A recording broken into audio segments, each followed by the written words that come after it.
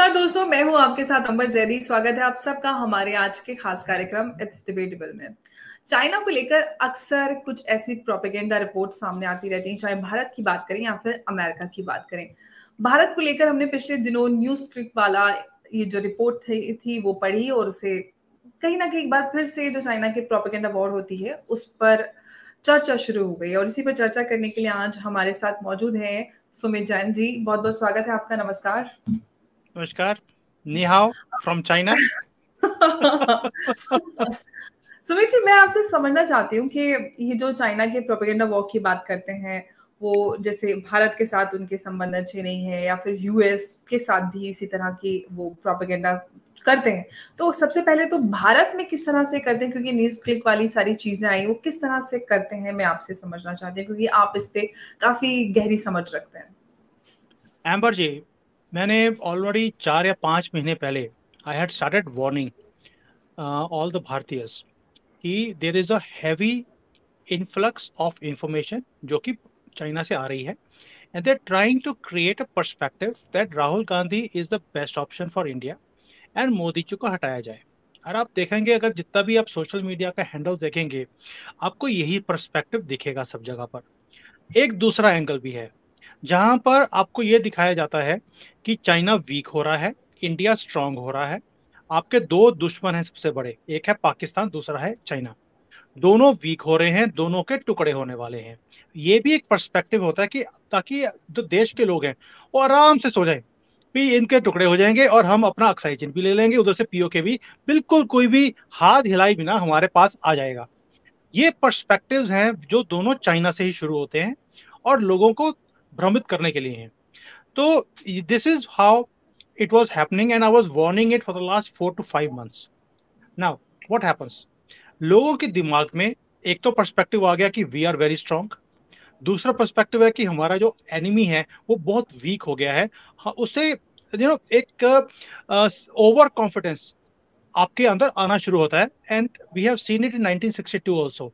That time also Jawaharlal Nehru was over confident कि India बहुत strong है, चाइना अभी बहुत वीक था उस वक्त। That time also the same things were happening. और यही पर्सपेक्टिव्स उस वक्त भी बनाए गए थे कि चाइना बहुत वीक है, इंडिया बहुत ज्यादा स्ट्रांग हो गया एंड चाइना हमारा मुकाबला कर ही नहीं सकता। हुआ क्या? रात के अंधेरे में हमारे पीठ पर छुरा खोपा गया, हिंदी चीनी भाई भाई बोल बोल कर। और अभी भी ऐसा ही हाल होने की उम्मीद है मुझे, जैसे जैसे 24 के इलेक्शन आ रहे हैं। सो एंड सेकेंडली, आपने पहले अमेरिका की बात करी। अमेरिका के अंदर भी जब 2020 के इलेक्शंस थे, आपने देखा कि there was a lot of interference. जितने सोशल मीडिया के हैंडल्स थे, जितने रिपब्लिकन्स थे, डेमोक्रेट्स तो डेमोक्रेट्स के साथ ही हैं, जो रिपब्लिकन्स थे उनके सबके हैंडल के ऊपर एंटी ट्रम्प कैंपेन शुरू किए गए थे and there were billions of dollars spent on that. Same thing अभी यहां पर भी हो रही है, जो जिसको लोग कई बार बोलते थे मोदी भगत। तो उनके जितने भी हैंडल्स है उस पे एंटी मोदी जी के पूरी चीजें वो बांट की जा रही है on a daily basis. This is what propaganda is all about. और ये बात यूएस की तरफ से भी, क्योंकि पिछली बार जो इलेक्शन हुए थे भारत में, जो लोकसभा इलेक्शन, तो उस वक्त ट्रम्प गवर्नमेंट थी। लेकिन अभी जो गवर्नमेंट है वो जो भारत में अभी रिजीम है उसको उतना ज्यादा पसंद नहीं करती है। तो यूएस की तरफ से भी ये प्रोपेगेंडा है भारत के लिए कि किसी न किसी तरह से रिजीम चेंज हो जाए। इनफैक्ट 2019 को लेकर भी रिपोर्ट सामने आई थी कि अमेरिका ने काफी बड़े पैमाने पर इनफैक्ट $69 बिलियन रिजीम चेंज के लिए खर्च किया था। और इस बार भी बड़ी तैयारी चाइना की तरफ से तो है ही, यूएस की तरफ से भी रिजीम चेंज को लेकर कोशिशें की जा रही हैं। आप इन दोनों ये जॉइंट प्रोपेगेंडा है, इसको कैसे देख रहे हैं? एम्बर जी, मुझे बाहर के प्रोपेगेंडा से इतनी दिक्कत नहीं है। जो हम्म। हमारे लोग हैं, जो उस प्रोपेगेंडा को यूज कर कर अपने फेवर में चीजों को डाइवर्ट करने की कोशिश करते हैं, मुझे उनसे ज्यादा दुख, दर्द भी है और दुख भी है। अब आप देखिए, राहुल गांधी है, ही इज अ नेशनलिस्ट। लोग बोलते हैं he is a very nationalist. अभी ही इज एज्ड, दाढ़ी वाइट हो गई उनकी, तो दे फील दी एज्ड भी हैं एंड मैच्योर भी हैं। तो अभी वो अमेरिका में गए, पहले यूके में गए, उन्होंने वहां पे बोला कि आप मोदी जी को हटाइए, please bring us back. Now he has gone to America. जो बुद्धिजीवी जिसको बोलते हैं या intellectual so called, they he met them कि कैसे पर्सपेक्टिव्स बनाए जाएं ताकि मोदी जी को हराया जाए। जब हमारे ही लोग आउटसाइड लोगों को बोलेंगे please help me to interfere, then उनको तो पैसा चाहिए। एनीबडी हु देखिए, मेरे हिसाब से तालिबान में और ये सो कॉल्ड जो मीडिया वाले हैं या जो इंटेलेक्चुअल्स हैं जो बाहर बैठे हैं, इनको सबको पैसा चाहिए। आप पैसा देके कुछ भी करा लीजिए। एंड जब हमारे ही लोग वहां जाके बोलेंगे आपको जितना पैसा चाहिए हम देने को तैयार हैं, you have to bring us and defeat Modi ji. They are paid actors, जो आप बोलेंगे वो बोल देंगे। आप ओबामा को आज 5 बिलियन मिलियन दे दीजिए, not billion, million, he will speak whatever language you want to speak. So so it's not outside interference, it is our people taking their help to interfere into our country, and that is happening, and that is dangerous. Absolutely. और यही लोग लोकतंत्र की, democracy की बात करते हैं भारत में रहकर, विदेशों में जाकर। इनफैक्ट जो आपने बात कही पहले, वो यूरोप गए थे, वहां पर उन्होंने बात कही, अमेरिका में भी यही बात की। इनफैक्ट मणिशंकर अय्यर तो पाकिस्तान तक में कह आए थे कि हमें बीजेपी को हटाने में मदद कीजिए। तो ये किस तरह का लोकतंत्र है, समझ में नहीं आता। मतलब सत्ता है तो हमें लोकतंत्र पसंद है, अगर सत्ता से बाहर है तो दुश्मन भी चलेगा, सब चलेगा, सब आके हमें सत्ता दिला दो। ये किस तरह का लोकतंत्र है? अंबर जी, ये कुर्सी की लड़ाई है, और ये दशा इतना गंदा है कि एंड सेकेंडली इन लोगों को क्या लगता है कि जो भारत की सत्ता है ये इनकी जागीर है। इन्होंने राजाओं की तरह यहाँ पर राज किया है, और इन्होंने सिर्फ नारे दिए, कुछ भी किया नहीं है। अभी इनको डर क्या लगता है कि जितना काम पिछले 9 साल में मोदी जी ने कर दिया है, ये एक बेंचमार्क होता है। जैसे we are a corporate people, हम एक बेंचमार्क रखते हैं। बेंचमार्क ही इतना ऊपर कर दिया कि दूसरे को वहां पे फॉलो करना या वहां तक पहुंचना इम्पॉसिबल है। उन्हें भी डर्टी गेम्स खेलनी पड़ती हैं। They have no choice, because otherwise 2024 गया, आप समझ लीजिए 10 साल तो ऑलरेडी हो गए, दाढ़ी काली से सफेद हो गई है। अब इसके बाद क्या होगा 5 साल के बाद, आप समझ सकते हैं। तो इसलिए they are also desperate to get सत्ता बैक। और जैसे जैसे ये डेस्परेशन बढ़ेगी वैसे वैसे ये प्रोपागेंडास भी इंक्रीज होते जाएंगे, ये कम नहीं होंगे। ये तो जिसको बोलते हैं महाभारत की लड़ाई जो है, मैं हमेशा बोलता हूँ ये महाभारत की लड़ाई है, और मोदी जी रामचंद्र बन के उसको लड़ने की कोशिश करते हैं। It's two different ideologies, you can not play it. आपको इसमें कृष्ण ही चाहिए जो उसको उसी तरीके से उसी भाषा में जवाब दे। मोदी जी जवाब देते हैं, चाइना को भी उसी भाषा में जवाब देते हैं, पाकिस्तान को देते हैं, पूरी दुनिया को देते हैं, लेकिन अपने ही लोगों को उसी भाषा में जवाब नहीं देते। आई डोंट नो व्हाई। वो वहां जाके रामचंद्र के बन जाते हैं, कृष्ण क्यों नहीं बनते। ये बात अहम है, लेकिन एक बात है कि हम जिस तरह से देख रहे हैं कि चलिए हम मानते हैं कि सत्ता सबको प्यारी होती है, लेकिन जो सबसे अहम होता है देश, वो लोग जो हमारे देश के दुश्मन हैं, हमारे देश के लिए के ऊपर अच्छी निगाह नहीं रखते हैं, उनके साथ हाथ मिला लेना कहाँ तक जायज है। और फिर हम देखते भी हैं कि जैसे कि प्रोपेगेंडा का शिकार होते हैं। और किस तरह से, मैं जो थोड़ा डिटेल में और समझूंगी कि किस तरह से पूरा सिस्टम वर्क करता है। आपने, ये हम सब जानते हैं कि किस तरह से जब खुद खुले मुंह से वो बोलेंगे कि हमें सत्ता परिवर्तन में मदद कीजिए, फिर ये पूरा ये जो सो कॉल्ड इंटेलेक्चुअल्स हैं, ये सब लोग मोबिलाइजेशन इनका होने लगता है। ये सारा न्यूज क्लिक वाला भी है। तो थोड़ा सा और कि कैसे हाउ दिस सिस्टम वर्क्स। देखिए, as far as China, I can explain you how China works on the hmm. Propaganda. China hmm. 3 या 4 लेवल्स पे काम करता है। हम्म। पहला है बॉर्डर की, हम्म। चाइना के अंदर प्रोपेगेंडा है एक, कि कैसे पर्सपेक्टिव्स को बनाया जाए पूरे कंट्री के अंदर। And hmm. They have more than 10 million people working on this. 1 crore आदमी गवर्नमेंट के पेरोल्स के ऊपर है, जो सिर्फ प्रोपेगेंडा मशीनरी के ऊपर काम करता है। हर रोज की 10 लाख से ज्यादा तो फीड्स निकलती हैं, जो हर एक के वी चैट पे, सोशल मीडिया के ऊपर पोस्ट की जाती हैं कि this is the government policy, this is how we are going to go forward. तो ये हो गया ब्रॉडर पर्सपेक्टिव कि कंट्री के अंदर। दूसरा है कंट्री के बाहर भी पर्सपेक्टिव्स को कैसे बनाया जाए। अभी अब देखो, इन्होंने अपना एक नेटवर्क शुरू कर दिया, CGTN करके है, जो कि हम्म। पूरे वर्ल्ड में जस्ट जस्ट लाइक, जैसे आप कहते हैं ना कि इंटरनेशनल जो मीडिया हाउसेज हैं, उसी हम्म। लाइंस पर उन्होंने CGTN को बनाया है। और वो भाषा भी वही बोलेंगे, न्यूट्रल सी लगती है देखने में, but it is all full of propaganda कि चाइना कैसे एक ग्रेट कंट्री है वो दिखाया जाता है।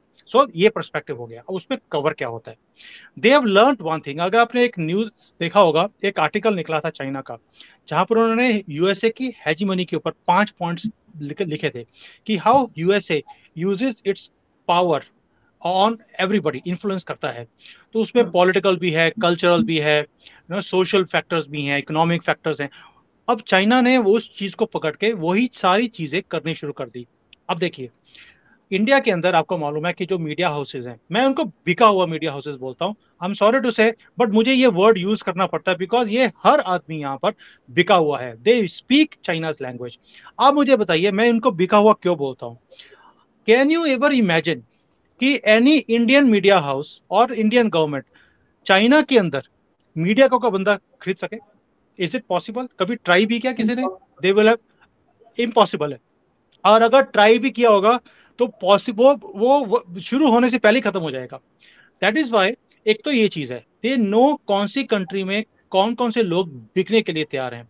अरे भाई, राहुल गांधी के बारे में मैं क्यों बोलता हूं हमेशा, 2008 में जो एग्रीमेंट करके आए यहाँ पर, he sold our country, they are ready to be sold.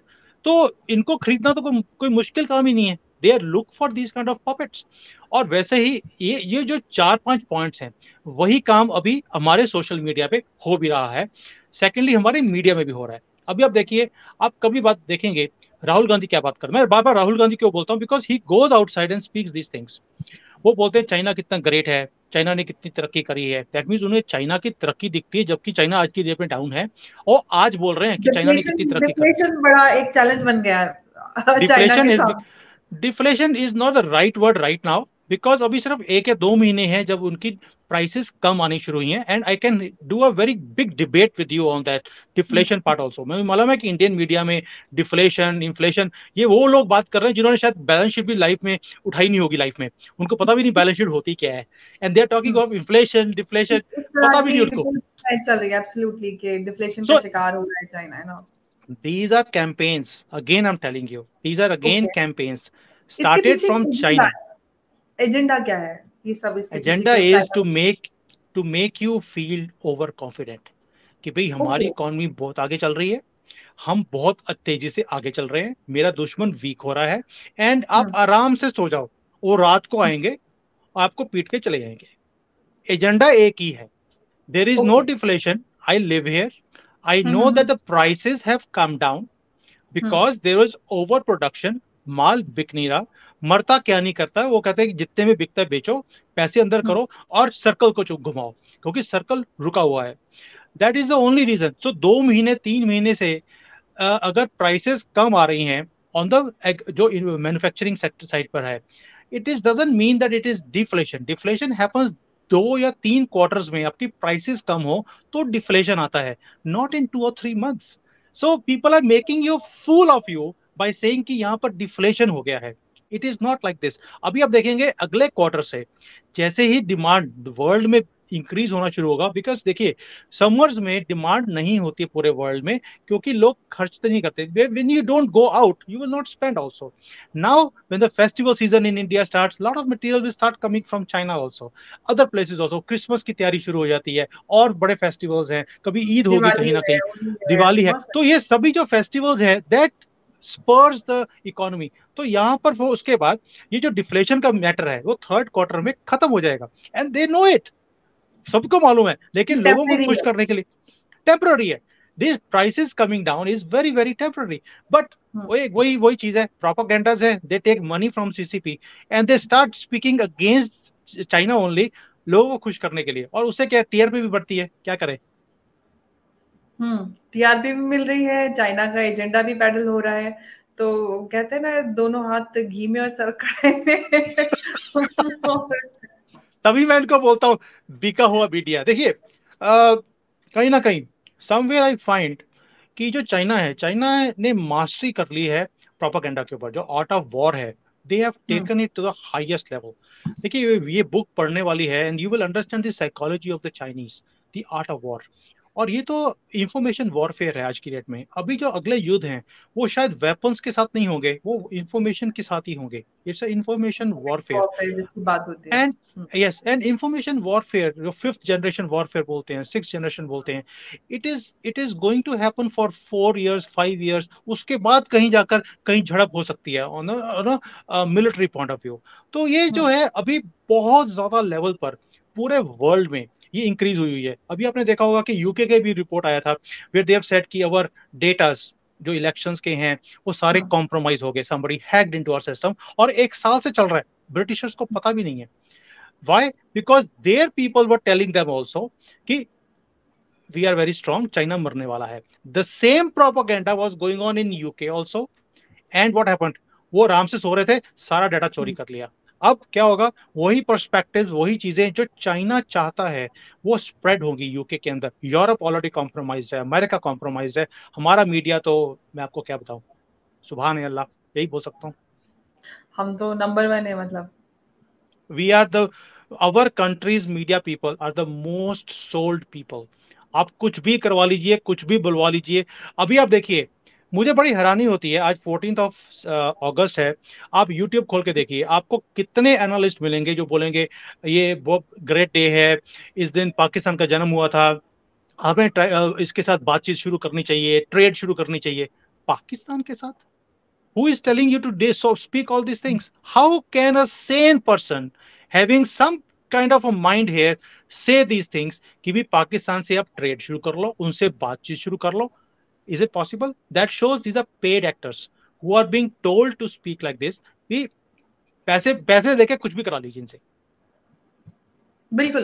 अच्छा, डिफ्लेशन को लेकर तो आपने बताया कि ये एक प्रोपेगेंडा है, ऐसा कुछ नहीं है, टेम्परेरी है। लेकिन रियल एस्टेट को की भी बात आती है कि रियल एस्टेट भी दिवालिया हो गया है चाइना में और ओवरऑल इकोनॉमी डाउन हो रही है।